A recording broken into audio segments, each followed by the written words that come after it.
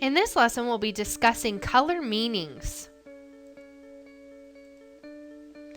Okay, so we're going to be discussing the meaning of color in design and how you can use color to change perceptions subconsciously. So studies show that a product's color has 60 to 80% influence over a customer's purchasing decision.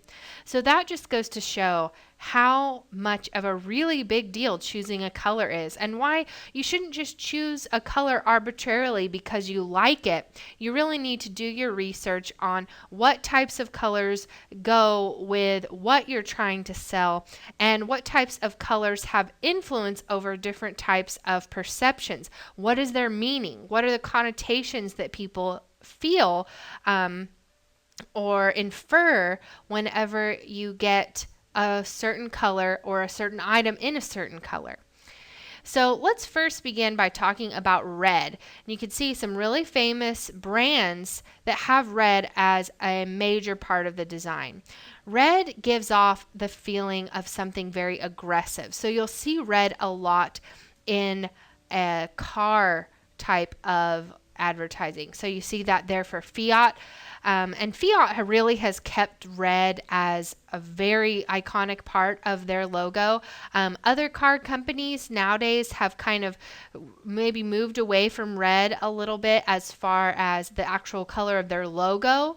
But other cars like Honda, they started out with a red logo, and now really they have kind of more of just gotten away from the red, but that was something they started with. You also see energetic. So that's a really great way to show energy. Red's a really powerful color. Red's also provocative in that you see, we associate red with a color that really evokes a lot of emotion. We also see red in situations where attention is being called to something. So caution. So red is very attention grabbing. Red is also very sexy. That's what we think of when we think of a color that says sexy. You think of red. You remember the scene in The Matrix, the lady with the red dress. That's just the iconic idea of what sexy means, is red. And you see it a lot in food advertising too. I think probably a lot of that is due to the fact that it is energetic and attention grabbing. So we see it so often in food logos. And as you can see, a lot of other varied types of logos use this color. It's the second most popular color for a logo, in fact. Purple, you can see there's not as many examples of purple logos here because purple isn't used quite as often because it has a pretty specific meaning. Purple has a feeling of royalty. So we do see the Cadbury and the Hallmark really having that idea of the royalty kind of going along with it, especially in Hallmark with the crown. But we also see sophistication with purple, nostalgia, which I really get the nostalgia feeling from the LA Lakers logo because it still has a very retro feel to it. They've had that logo for quite a while. So I really get the purple nostalgia connotation there. You also get mystery, which I think comes across pretty well for the sci-fi logo. And spirituality, a lot of religious iconography you'll see depicted with colors of purple, a lot of the times because of that link to royalty as well. So those are very closely tied together. We also have blue. Now, blue is the most popular color for a logo, and there's a good reason for that. A lot of the meaning of blue is very positive connotation.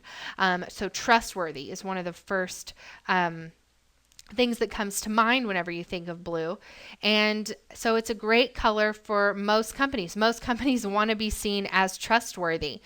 Blue also is a symbol of security. So we see blue a lot for things like banks and things that you want to be secure, like data or technology. We see blue as a dependable color, really synonymous with trustworthy and security. We also see blue as responsible. We've got green next, and green has some similar meanings to blue, but is a little bit less popular, especially nowadays, I would say, because green has taken on this meaning of this kind of movement towards clean energy. And so there's so many things being used that are green. But green is a great color for a logo. It depicts wealth.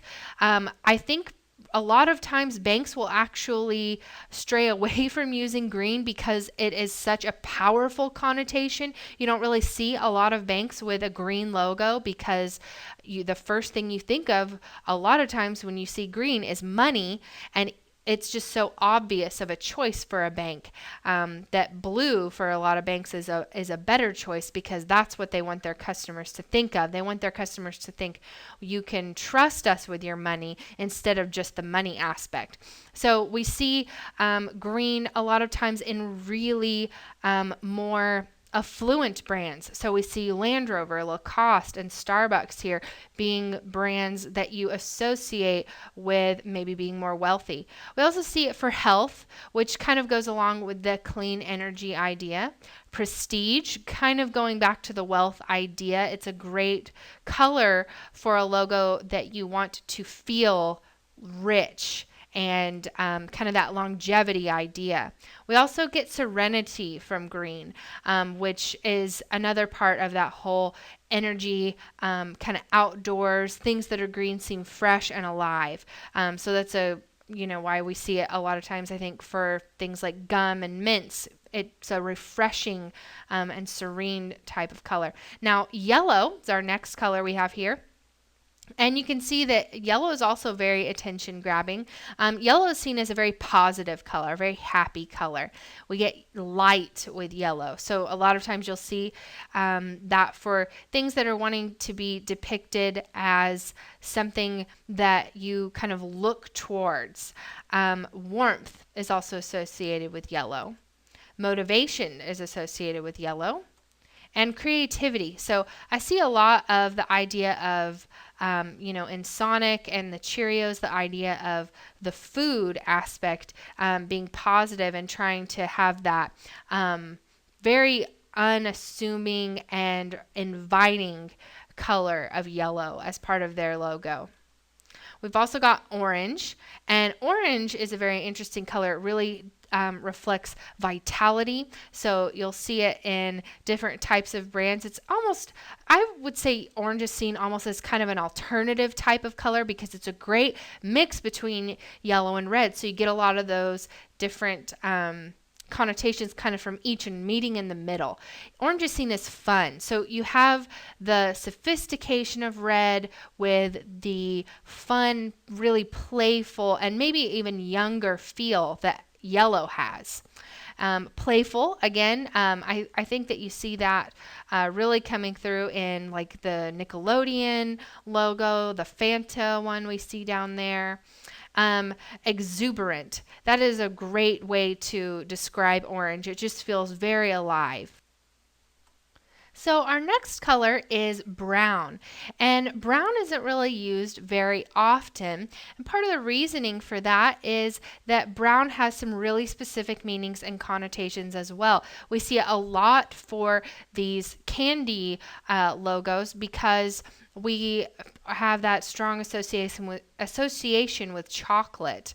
But brown also has an earth-like feel, which I think is a lot of why we see it in Louis Vuitton because of the leather feeling that they are going for.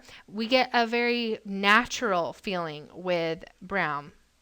Simplistic, so it feels a lot of times like that is a very basic color. You kind of think of the color of dirt, seems very simple.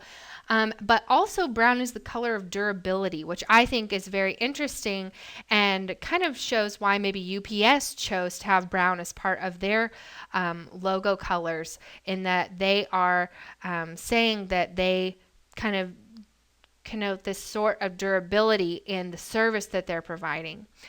Black is a very common color for logos, and we see it for a lot of different types of logos here. Also, black is sort of the first part of the design phase. When you're designing in black, you'll design something and then you might realize, this doesn't really have a color that makes a lot of sense for it, so let's leave it black and white. That's going to be the most neutral a lot of times, at least in certain cultures. Now, what we'll come to find is that it's polarizing in some cultures what the meaning of it is. But a lot of these logos are black and white, and because of that, we're able to kind of have a balance there. So we can see that black means prestige, so we definitely get that from Giorgio Armani. Value is denoted by black. Timelessness, sophistication, but also death. Now that is a Western culture perception. As we'll learn in a moment, death is not perceived with black in other cultures.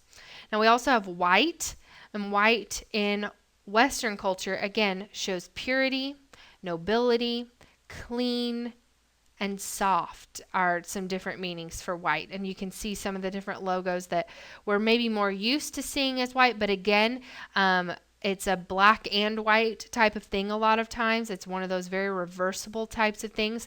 So when you'll see this, a lot of times it's going to maybe be one color or the other. Now, let's talk really quickly about Western versus Eastern perceptions. So in the Western world, white is linked with purity and innocence, red is linked with anger, and black has that negative death connotation in some scenarios. A lot of times in fashion, especially, black is going to be perceived as something that's good, but whenever you have it in certain contexts, black is seen as, maybe that's a little bit scary. In Eastern culture, you don't see that. In Eastern culture, white actually has the link to mourning and death, not black. Red is actually linked with happiness. So a lot of in Chinese culture, you see so much red, and yellow also. So those are both linked with happiness, whereas red is anger in Western culture. They don't have a negative view of the color black in Eastern culture the way that we do here as much. So that's something to keep in mind when you're choosing those colors, especially if it's a polarizing type of service that you are working on for that company. It might be something that you don't want to choose a color that's going to be just black or just white, at least primarily. Green is regarded as one of the safest colors to use in both markets, and blue also has a pretty universal meaning. So green has been used a lot in technology brands. We also learned that it's a very it's used quite a bit, and part of that is just because it is such a safe color to use in both sides of the world. So I think for our logo, let's try a few shades of green and start playing around with kind of the different meanings just within the different shades of green and the feelings that we get from that. And we'll be finishing up in our next lesson by colorizing our own logo with the color green.